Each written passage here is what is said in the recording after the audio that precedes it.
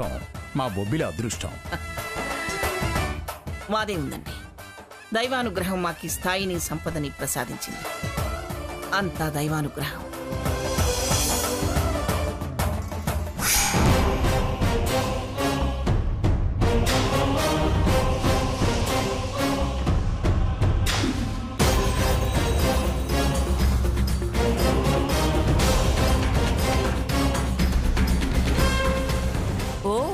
అప్పుడే దేవాలయానికి వచ్చేసావా? దైవ కార్యానికి ముందుండడం మా అలవాటు. ఆహా, కొత్త బిచ్చగాళ్ళు పొద్దెరగరంటే ఇదే మరి. మాకిరది అల్లుడాస్తి బిడ్డాస్తి తినే నువ్వే బిచ్చగత్తివి. పళ్ళు రాల్తాయి. భాగీరథి గారు, ఏమిటా మాటలు? వారెవరో తెలిసే మాట్లాడుతున్నారా? నాకు తెలియదులే. మీకు అంత బాగా తెలుసా ఎమ్మెల్యే గారు? నాకు బాగా తెలుసా తెలీదా అనేది పక్కన పెట్టండి. వారు మన ఊరికి ఈ సంవత్సరం సీతారామ కళ్యాణం జరపడానికి అతిథిగా వచ్చారు. ఏమిటి, సీతారామ కళ్యాణం జరిపించడానికా? అదెలా కుదురుతుంది?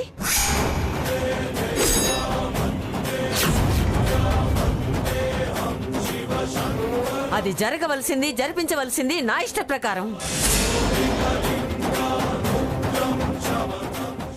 ఈ ఊరు దాన్ని నన్ను కాదని ఆవిడ గారు ఎలా జరిపిస్తారు?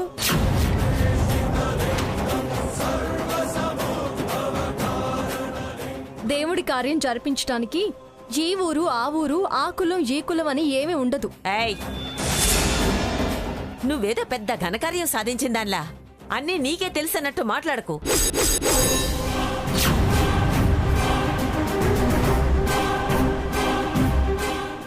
కొన్ని చోట్ల కొందరికి కొన్ని కొన్ని పద్ధతులు ఆనవాయితీలు ఉంటాయి.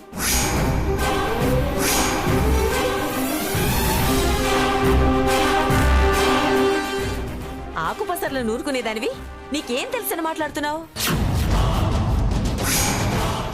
నీకు ఏదో పసరు నూరి తలకు పట్టిస్తే గాని పైత్యం పిచ్చి తగ్గేలా లేదు. కరెక్ట్ గా మాట్లాడావురా.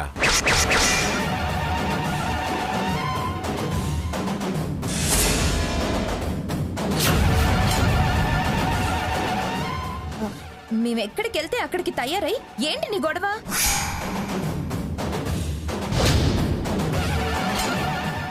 అందరూ వదిలేసిన అనాథ కదా, ఏం చేయాలో అర్థం కాక తోచక తగులాడుతోంది. తెలిసి తెలియకుండా పిచ్చి పిచ్చిగా మాట్లాడకండి. ఏమిటే మాకు తెలియంది నీకు తెలిసింది?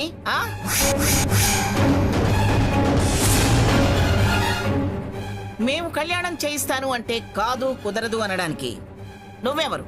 చూడు, ఈ దేవాలయం మా పూర్వీకులు కట్టించింది.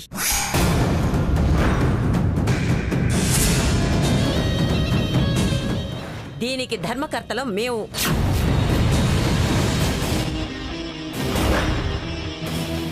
ప్రతి సంవత్సరం కళ్యాణానికి జంజాలు, తాళిబొట్లు, తలంబరాలు తెచ్చిచ్చేది మేము. నువ్వేది తెచ్చినా కళ్యాణం చేసే యోగ్యత నీకు లేదు కదా. మంగా, ఎందుకలా అరుస్తావు? అదే ఆనవాయితీ అయితే వాళ్ళు మాకు పర్మిషన్ ఎందుకు ఇస్తారు? డబ్బు కట్టించుకుని రసీదు ఎందుకు ఇస్తారు? నువ్వన్నా జంజాలు, తాళిబొట్టు, తలంబరాలు మేము తెచ్చాం.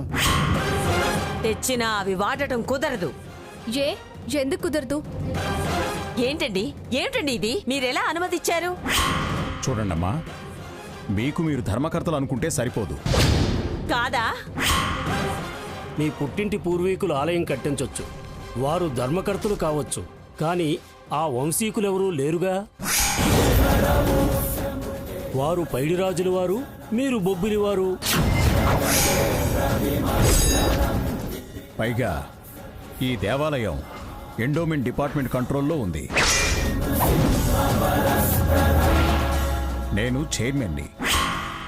వీరు దేవాదాయ శాఖ నుంచి అనుమతి తెచ్చుకున్నారు. మంత్రి గారు నాకు పురమాయించారు.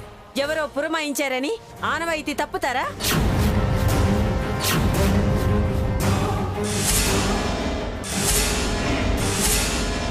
ఆనవాయితీ అనేం లేదమ్మా, మీకు మీరు అలా అనుకునే ఏటా తెస్తున్నారా? కానీ కళ్యాణానికి ఎవరైనా జంధ్యాలు, తాళిబొట్టు సమర్పించుకోవచ్చు. ఇవాళ మంత్రి చెప్పాడని పరపతి కలిగిన నన్ను కాదని ఆనవాయితీ కాదని అంటున్నారా? నేను రేపు మీకు పోటీగా ఈ ప్రాంగణంలోనే సీతారామ కళ్యాణం జరిపిస్తాను.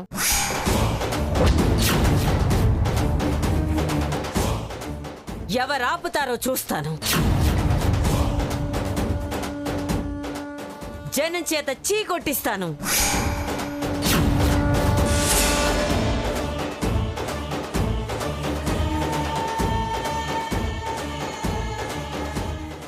ఈ ఊరిదాన్ని నన్ను కాదని పరాయి ఊరు వాళ్లతో ఎలా కళ్యాణం జరిపిస్తారో నేను చూస్తాను. చైర్మన్ గా నేను అనుమతి ఇవ్వను.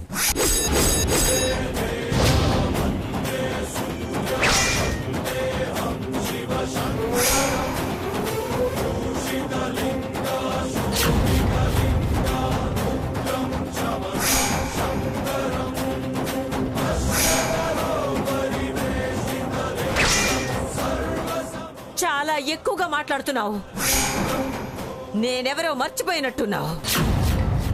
రేపు కళ్యాణంలో తెలుస్తుంది నేనెవరినో. ఈ ఆలయ కమిటీ చైర్మన్ గా నేను అనుమతి ఇవ్వను అంటున్నానుగా. దమ్ముంటే చూసుకోవయ్యా.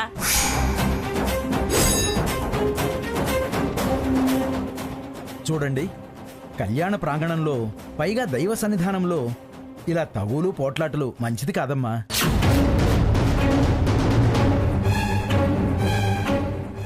అందుకని మమ్మల్ని కళ్యాణం జరిపించొద్దు అంటారా?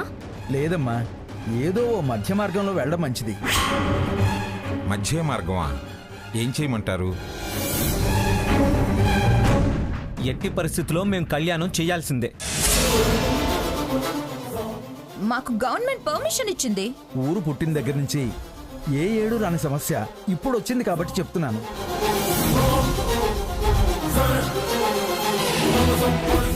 ఎవరు తెచ్చిన ఆ వస్తువులు కళ్యాణమూర్తులకు వెయ్యాలో నిర్ణయం అయితే కళ్యాణం ఎవరైనా జరిపించవచ్చు. అంటే ఆ విషయం దైవ నిర్ణయానికే వదిలేద్దాం. దైవ నిర్ణయమా? అవును, స్వామి ఎవరిని అంగీకరించి అనుమతిస్తారో తెలుసుకుందాం. మరి దైవ నిర్ణయం ఎలా తెలుస్తుంది? ఇద్దరి పేర్లు రాసి చీటీలు తీద్దాం.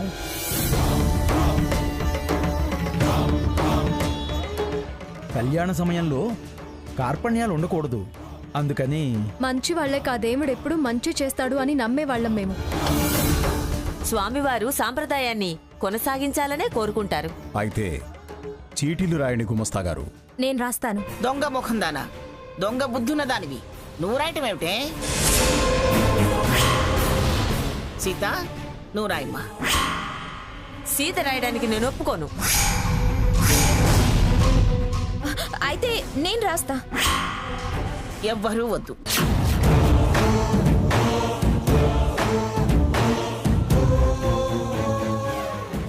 పూజారి గారు, మీరు రాయండి. అలాగేనమ్మా. గుమాస్తా గారు రండి.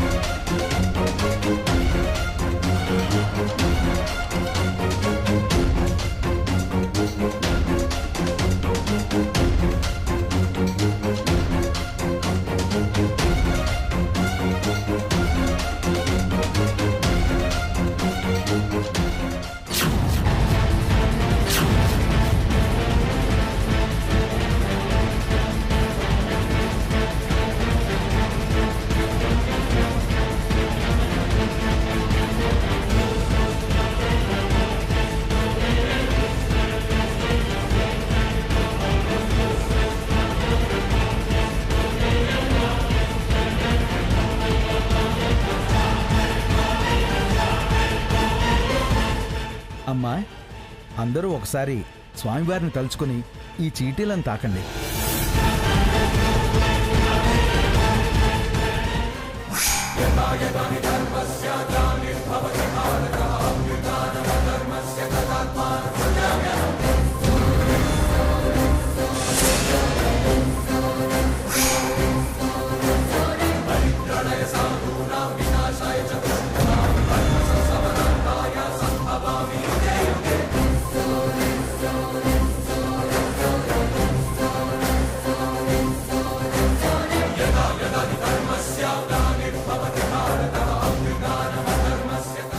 సీత నువ్వు తీ. లేదు స్వర్ణ నూతి. ప్రతిదానికి ఈ పోటీ ఏంటి? అది దాని మనిషి అనుకుంటుందండి. ఎవరి మనుషులైనా నిర్ణయం ఆ భగవంతుడిది. దాన్ని తేనివ్వండి అమ్మమ్మగారు. ఇంకే తీ. దేవుడు ఎవరికి ఎలా బుద్ధి చెప్పాలో అలా చెప్తాడు, ఎవరి నోళ్ళు ఎలా మూయించాలో అలా మూయిస్తాడు.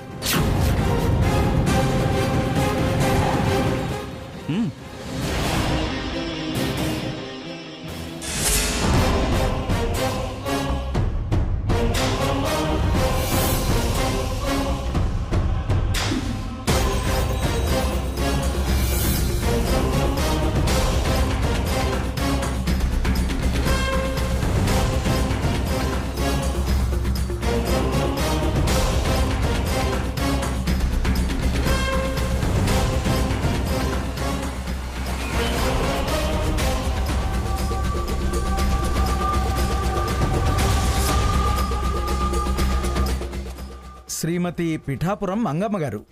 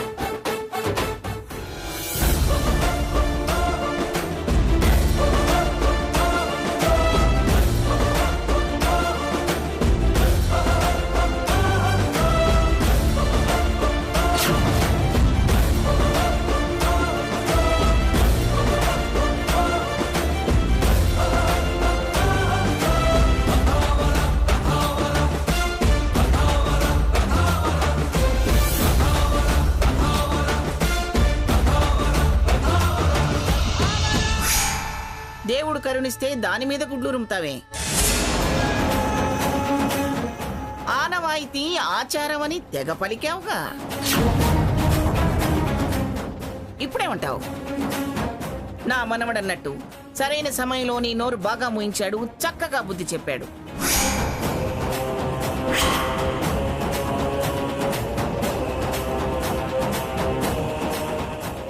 ఇక దయచేయండి అమ్మా. స్వర్ణ ఏదో మోసం చేసింది. మరి అదే తీయాలి చీటీ అన్నావు కదా. మళ్ళీ మోసం దగా అంటూ మొహం మాడుస్తావేమిటే? అది ఇదివరకట్లా నీ మాయలో లేదు, మా మనిషిలా మారింది.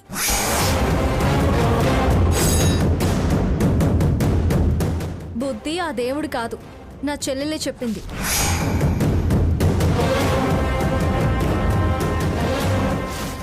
ఏంటేంటి పసరాకులు నూరుకునే దానివి అని అన్నావు కదా. వెళ్ళు, వెళ్ళి తీరిగ్గా కారాలు మిరియాలు నూరుకుంటూ కూర్చో. సీత అరవకు. అసలు నువ్వు ఎంటర్ అయ్యి కుదరదు అని అన్నప్పుడే నీ దుర్మార్గపు బుద్ధికి తగిన శాస్తి చేద్దామని అనుకున్నాను. కానీ ఇది గుడి అని ఆగాల్సి వచ్చింది. ఇప్పుడు ఆ దేవుడు మా పక్కే అని తెలిసింది కదా. ఎక్కువగా నోరు జారితే ఆలోచించడాలు క్షమించడాలు ఏమీ ఉండవు. ఏ కొడతావా? మీ ఊళ్ళో తన కొడితే మరీ అంత బాగుండదులేండి. మా నాన్నమ్మ అయితే బాగుంటుంది. గ్రానీ, ఆలస్యం ఎందుకు? ఆ సత్కార్యం ఏదో చేసి పంపించు. అమ్మా ఎందుకండి, అంతా ఎరుగున్న వాళ్ళమే. మనలో మనకి బేషిజాలు ఎందుకు చెప్పండి? చూస్తానయ్యా, ఎల్లకాలం పరిస్థితులు ఒకేలా ఉండవు. దానికి మాజీ అనిపించుకుంటున్నా నువ్వే సాక్ష్యం. అతనెందుకంటావు? అయినా ప్రతి సంవత్సరం చేసేదానివే కదా. ఈ ఒక్క సంవత్సరం మేం చేస్తే నీ అమ్మమ్మ బొడ్డు దగ్గర ముల్లేమైనా పోతుందా? నువ్వక్కడ నా పులిమేరలో భూమి పూజ ఎలా చేస్తావు అని నన్ను రెచ్చగొట్టి నీ ఊర్లో నేను కళ్యాణం చేస్తానని నేను శపథం చేసేలా తీసుకొచ్చావు. దేవుడు సహకరించాడు. బోడి బింకాలకు పోవడం ఇకనైనా మానే. ఏంటి భూమి పూజ జరగనివ్వనన్నారా? అది మా ఊరు. నా మేనకోడలిచ్చిన స్థలం. ఈవిడిగారెవరు ఆపడానికి? నేను దగ్గరుండి జరిపిస్తా మంగమ్మ గారు. రేపు కళ్యాణం అవగానే నేనే దగ్గరుండి తీసుకెళ్తాను. విన్నారా? అది మీకు మీ ఊర్లో ఉన్న లెవెల్. మాది బొబ్బిలి, నేను బొబ్బిలి పులిని అంటూ తెగ చించుకున్నారు కదా. ఇక్కడికి వచ్చాక గానీ తెలియలేదు మీవి పిల్ల అరుపులు అని. ఇంకా ఎందుకు ఇక్కడ నిలబడ్డారు? దయచేయండి. అప్పుడే అయిపోయిందనుకోక సీత. కళ్యాణానికి ఇంకా 16 గంటల సమయం ఉంది.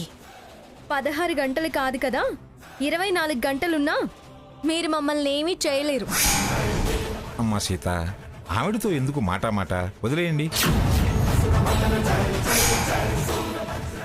పంతులు గారు, సరుకులు సరంజామా ఏం కావాలో చెప్పండి. నేను నా మనోళ్ళు ఆ పనిలో పడతాం. మా వాడు అదే పనిలో ఉన్నాడు. ఈ పాటికి రాసే ఉంటాడు. అయ్యా, లక్ష్మణ సీతా రామాంజనేయ విగ్రహాలు మర్చిపోయారు. అవే ముఖ్యం. ఈ రాత్రికే అవి మీ ఆలయ ప్రాంగణంలో పెట్టిస్తాను. శుభం. ఎమ్మెల్యే గారు, చాలా థ్యాంక్స్ అండి. అయ్యో, థ్యాంక్స్ దేనికండి?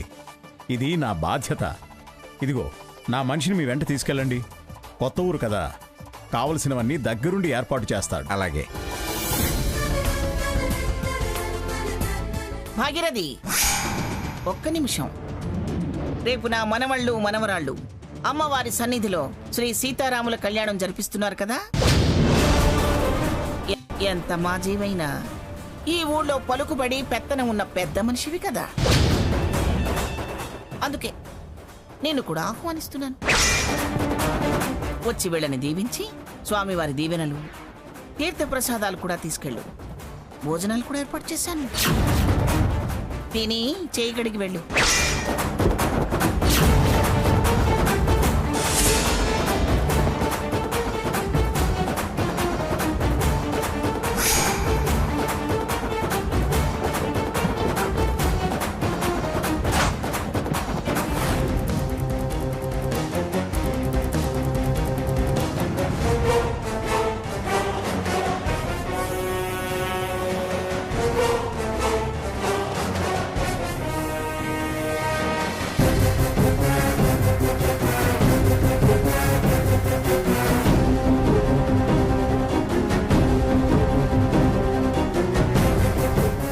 అసలు ఆ స్వర్ణ ఎందుకు అలా చేసిందో తెలిసేదాకా నా మనసు కుదుటపడేలా లేదు. వెళ్ళండి, వెళ్ళి దాని విషయం ఏమిటో తెలుసుకొని రండి. అలాగే మేడం. పదవి.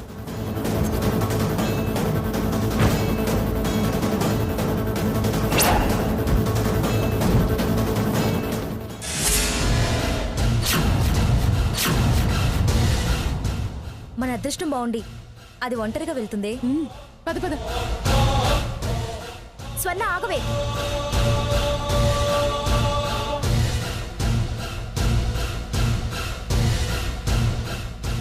ఏంటే మీరిలా వచ్చారు? తమరి గురించి తెలుసుకోవడానికే. ఏంటే తెలుసుకునేది? లాటరీలో పేరు ఎలా వచ్చిందని ఆ భాగీరథికి అర్థం కాక మిమ్మల్ని ఆరా తీయమని పంపిందా? అవును, అసలు ఆవిడ పేరు తీయకుండా ఈవిడ పేరు. అసలు నువ్వు రానే రావు అనుకున్నా, కానీ వచ్చావు. తప్పక ఆగే దారి లేక తప్పనిసరి వచ్చుంటావని నేను అనుకున్నాను స్వర్ణ. కానీ వచ్చిన దగ్గర నుంచి నీలో చాలా మార్పు కనిపిస్తుంది. చీటీలలో ఆ మార్పు కన్ఫర్మ్ అయింది. ఓసి పిచ్చి మొహల్లారా, దాని గురించి ఆవిడ కంగారు పడి మిమ్మల్ని కంగారు పెట్టి పంపిందా?